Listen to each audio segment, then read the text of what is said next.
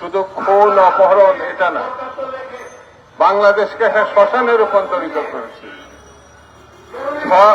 সে যে রাষ্ট্রকে শ্মশান বানিয়েছে, সেই রাষ্ট্রকে পুনর্জীবিত করার জন্য যেসব পদক্ষেপ নেওয়া উচিত ছিল, যে ভূমিকা থাকা উচিত ছিল, আমরা তার লক্ষণ দেখতে পাচ্ছি। বন্ধুরা, আমি এই ঘটনার তীব্র নিন্দা জানাচ্ছি এবং অনতি বিলম্বে শেখ হাসিনার যথাযথ বিচার করে তার এবং তার যে দোষর, খুনি এবং খুনিদের দোষর বিচার করে যথাযথ ব্যবস্থা গ্রহণের আহ্বান জানাচ্ছি। বক্তৃতা আমি বেশি করবো না, কারণ এখানে যারা বক্তারা স্পষ্ট করে বিস্তারিতভাবে তারা আলোচনা করেছে। বন্ধুরা, গতকাল আমরা যে ঘটনাটা দেখলাম 6 মাস পরে, যেখানে মানুষদেরকে নারকীয়ভাবে আটকে রাখা হতো, গুম করে রাখা হতো, সেই জায়গাগুলো সোশ্যাল মিডিয়াতে যেসব ঘটনার কথা আসছে, পত্র পত্রিকা আসছে, সেগুলো দুঃখজনক, ভয়ঙ্কর এবং বিপজ্জনক। এখানে যাদেরকে ধরে রাখা হয়েছিল সেখানে সামরিক বাহিনীর কর্মকর্তারা ছিল বলে আমরা জানতাম। সেখানে রাজনৈতিক দলের নেতৃবৃন্দ সেখানে বন্দী এবং অমানবিক জীবনযাপন করেছে, তাকে আটকে রাখা হয়েছে। এর বিরুদ্ধে যেসব সংগঠন কাজ করেছে, যে সাংবাদিকরা কাজ করেছে, গতকাল আমরা দেখলাম সেই সব সংগঠনের কোন নেতা নেত্রীকে সেখানে আহ্বান করা হয়।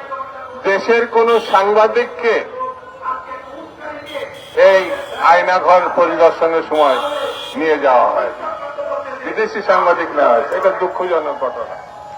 আমার কাছে এই কারণে মনে হয় সরকার খুব বিশৃঙ্খলাপূর্ণ পরিবেশের মধ্যে আছে। কখন কোনটা করতে হবে, কিভাবে করতে হবে, সেটা সে বুঝতে পারছে। বন্ধুরা, আপনারা নিশ্চয়ই লক্ষ্য করেছেন, এই সরকার, অন্তর্বর্তীকালীন সরকার, একটা ভালো নির্বাচন করে নির্বাচিতদের কাছে ক্ষমতা হস্তান্তর করে বাংলাদেশে গণতন্ত্র প্রতিষ্ঠার পদক্ষেপ নেবে, এটা আমরা জানতাম। কিন্তু প্রতিনিয়ত যেমন শেখ হাসিনা বলতো উন্নয়ন, আর এর কথা হচ্ছে সংস্কার, কথায় কথায় সংস্কার। কোন জায়গায় এই সরকারের ইতিমধ্যেই নানান প্রশ্নের মুখোমুখি হয়েছে জাতির কাছে। আমার কাছে মনে হয় এই সরকার খুবই সরল, আর না হলে ধুরন্ধর, দুটোর একটি হবে। এই সরকার তার নিরপেক্ষতা ইতিমধ্যে নিজেরাই প্রশ্নবিদ্ধ করেছে, নিজেরাই রাজনৈতিক দল গঠনের জন্য এই প্রধান উপদেষ্টার পাশে উপদেষ্টা হিসেবে যারা আছে তারা কাজ করেছে এবং পত্র পত্রিকা আসছে। এদের মধ্য দিয়ে কেউ না কেউ ওই রাজনৈতিক দল নেতৃত্বের আসনে বসবে।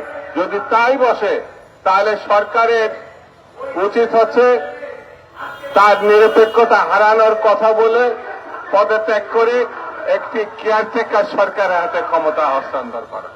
আমরা জানি কেয়ারটেকার সরকার 90 সালের পরে 91 সালে জাস্টিস শাহাবুদ্দিন সাহেব কত সুন্দরভাবে একটি নির্বাচনের এদেশে ব্যবস্থা করেছিলেন।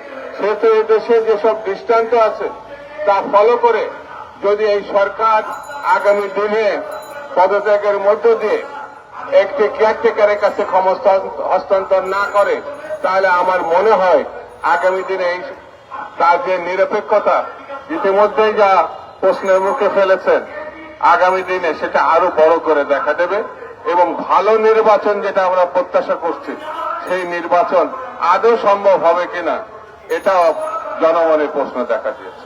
সেই কারণে আমি বেশি বক্তৃতা করব না, শুধু এই কথা বলি, বিচার এবং একটি ভালো নির্বাচন পদক্ষেপ না নিলে সময় বয়ে যাচ্ছে। এই সময় যত বয়ে যাবে, ভবিষ্যতে আরো বিতর্ক বিশৃঙ্খলা দেখা দিতে পারে। সেই জন্য অনতিবিলম্বে এই সরকারকে পদক্ষেপ নিতে হবে আর জনগণকে ঐক্যবদ্ধ থাকতে হবে। জনগণকে ঐক্যবদ্ধ থাকা ছাড়া কোনো মুক্তির কোনো পথ নেই। সেই জন্য জনগণকে ঐক্যবদ্ধ থাকার আহ্বান জানিয়ে সবাইকে ধন্যবাদ জানিয়ে